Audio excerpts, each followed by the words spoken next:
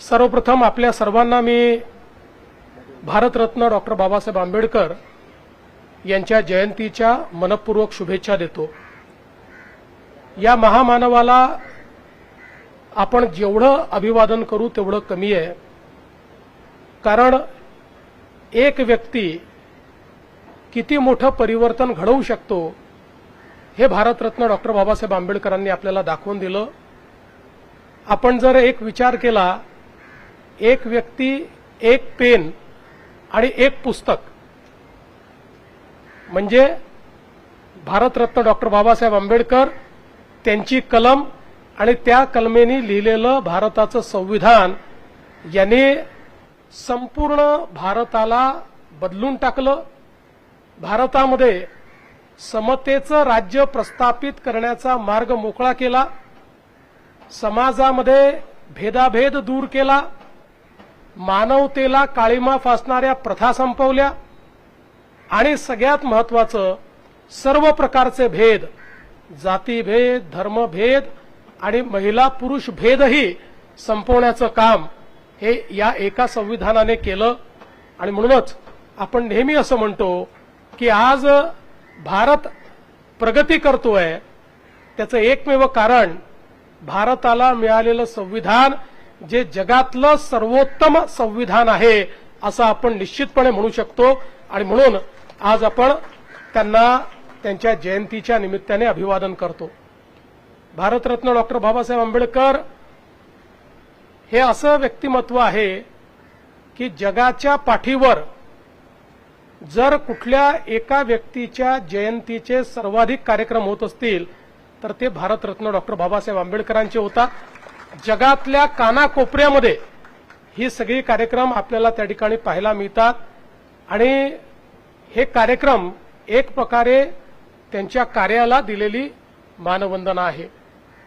सगळ्यात महत्त्वाचा संदेश जो भगवान गौतम बुद्धांचा संदेश त्यांनी आपल्याला दिला तो म्हणजे अत्तदीप भव, म्हणजे स्वतः प्रकाशमान व्हा, कोणावर अवलंबू नका, तुमच्यातला प्रकाश जागृत करून आपल्या पायावर उभं राहा। हा जो काही त्यांनी दिलेला संदेश आहे तो मला असं वाटतं की मानवाच्या कल्याणाचा सर्वोत्तम संदेश म्हणून आपण त्याच्याकडे पाहू शकतो।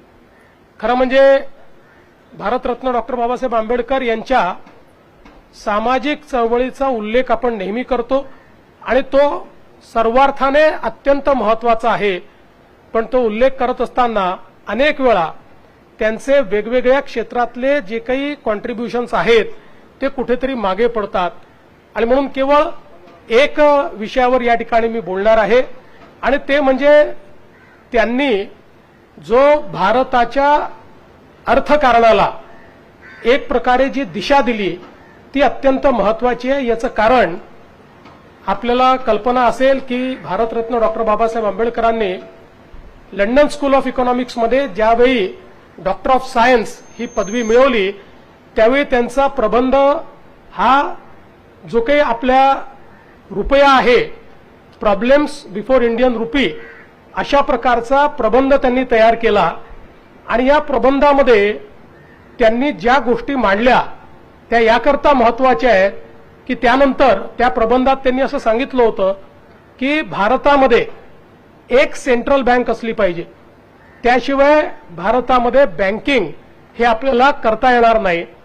दुसरं त्यांनी सांगितलं होतं की वर्षानुवर्ष आपल्या करन्सीचं म्हणजे चलनाचं सिल्वर स्टँडर्ड आहे ते संपवलं पाहिजे आणि गोल्ड स्टँडर्ड केलं पाहिजे।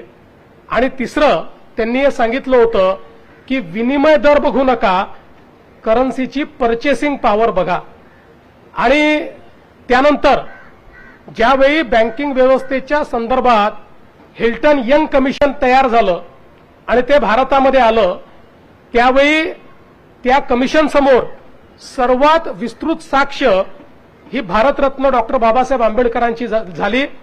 आणि ती साक्ष झाल्यानंतर हिल्टन यंग यांनी आपल्या अहवालात डॉक्टर बाबासाहेब आंबेडकरांच्या या पुस्तकाचा उल्लेख करून आणि त्यांच्या साक्षीचा उल्लेख करून त्यात हे लिहिलेलं आहे की भारताला एक सेंट्रल बँक ही आवश्यक आहे आणि म्हणून रिझर्व्ह बँक ऑफ इंडियाची स्थापना करा।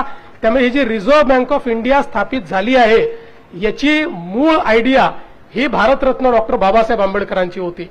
दुसरं आपल्याला कल्पना आहे की त्यानंतर भारतामध्येही आणि जगाने त्यांच्या करन्सी करता गोल्ड स्टँडर्ड हे स्वीकारलं. म्हणजे सोन्याचा साठा इक्विव्हॅलंट हा तयार करायचा हे गोल्ड स्टँडर्ड स्वीकारलं आणि अनेक वर्षापर्यंत ते गोल्ड स्टँडर्ड चाललं.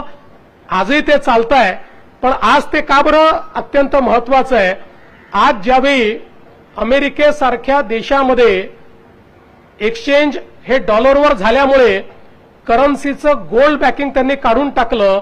आज पुन्हा एकदा अमेरिकेसारख्या देशालाही वाटतं, चीनसारख्या देशालाही वाटतं की आपली करन्सी गोल्ड बॅकिंगची असली पाहिजे आणि मोठ्या प्रमाणात पुन्हा एकदा गोल्ड स्टँडर्डकडे एका वेगळ्या पद्धतीनं आता अमेरिकाही चालला आहे, चीनही चालला आहे आणि जगभरातली सोन्याची खरेदी आज त्या ठिकाणी चाललेली आहे.